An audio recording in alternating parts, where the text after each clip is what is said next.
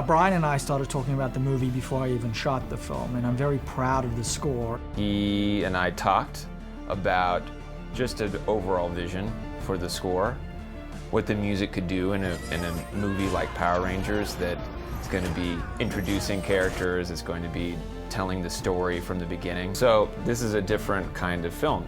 The intuitive thing is, I don't think, the right thing, which is kind of score it as a drama and then score it as an action film.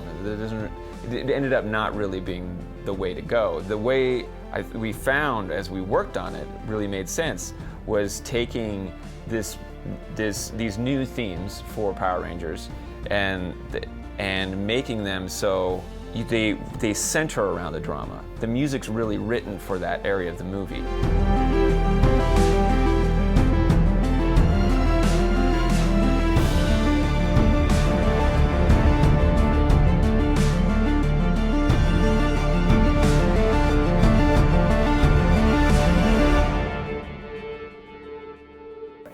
What I really think is interesting about the score is it takes classical sort of orchestral sounds that you would hear in most movies and marries it with a more contemporary instrumentation.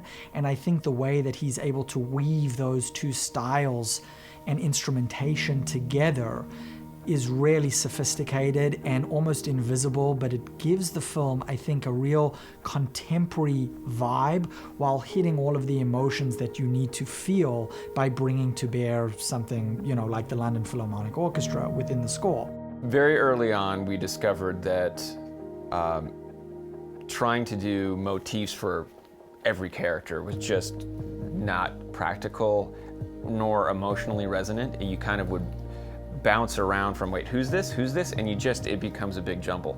So instead of scoring characters specifically, the Power Rangers as a team, as 5 individuals coming together, it's really the story of the film.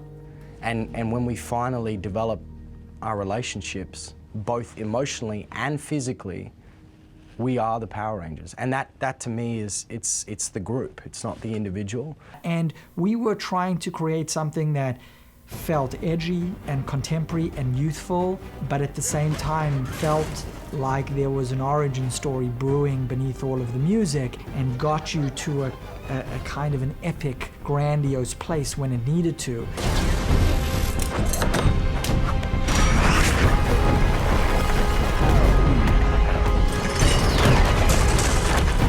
Hold the line. And I think what's really good about the score is that there's a storytelling woven through from beginning to end. And I think all of those ideas build on each other in a really nice way. And I do think it's transformed the movie from when we had temp score to now when we have the real score. I am used to now on my, I don't know, it's about 100 films now, being in that position of being the last person on the film to create a new voice for the film. And so while I'm used to it, it never escapes me the responsibility that it is.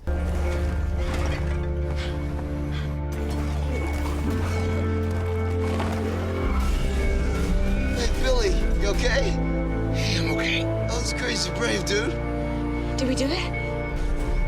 Did we win? Yeah!